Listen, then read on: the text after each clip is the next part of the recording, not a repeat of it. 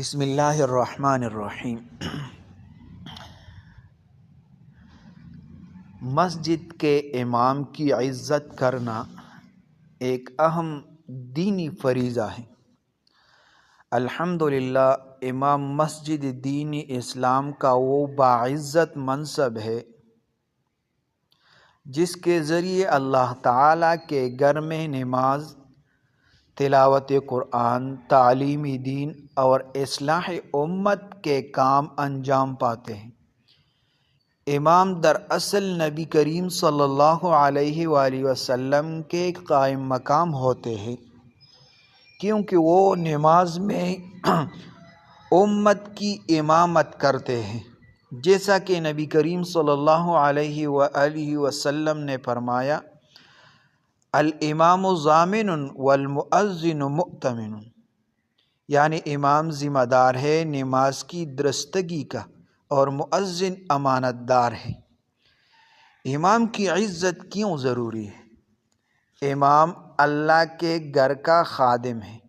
جو شخص مسجد میں امامت کے فرائض انجام دیتا ہے وہ اللہ تعالیٰ کے دین کی خدمت کرتا ہے۔ اس کی عزت کرنا دراصل دین کی عزت کرنا ہے۔ نبی کریم صلی اللہ علیہ وآلہ وسلم نے فرمایا، نبی علیہ السلام نے علماء اور ائمہ کی توقیر کا حکم دیا ہے۔ حضور صلی اللہ علیہ وسلم نے فرمایا، لیس منا من لم یوقر کبیرنا ویرحم صغیرنا ویعرف لعالمنا حقہ، یعنی وہ ہم میں سے نہیں جو ہمارے بڑوں کی عزت، چھوٹوں پر رحم اور عالم کا حق نہ پہچانے۔ امام بھی علمی دین والا ہوتا ہے، اس لیے اس کا حق پہچاننا یہ واجب ہے۔ امام کی بے ادبی اللہ کے گھر کی بے ادبی ہے، کیونکہ امام مسجد کا رہنما ہوتا ہے۔ اگر لوگ امام کی بے ادبی کرے تو اس سے مسجد کا نظام اور دین کی عظمت متاثر ہو جاتی ہے۔ امام کے ساتھ حسن سلوک کے طریقے کیا ہیں؟ نماز کے بعد امام سے جھگڑا یا بحث نہ کرے۔ اگر کوئی بات سمجھانی ہو تو علیحدگی میں ادب سے سمجھائے۔ امام کی پیٹھ پیچھے غیبت یا تنقید سے پرہیز کرے۔ امام کی ضرورتوں کا خیال رکھے۔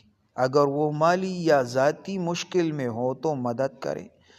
امام کی رہنمائی سے دینی معاملات میں سیکھنے کی کوشش کریں۔ امام کی بے ادبی کا نقصان کیا ہے؟ اللہ کی ناراضگی کا باعث بنتی ہے، امت میں انتشار پیدا ہوتا ہے، نمازوں میں خشوع اور خضوع ختم ہو جاتا ہے، امام کا دل ٹوٹتا ہے اور دین کی خدمت میں کمزوری آتی ہے۔ نتیجہ یہ ہے، مسجد کے امام کی عزت کرنا دراصل دینی قرآن اور سنت کی عزت ہے۔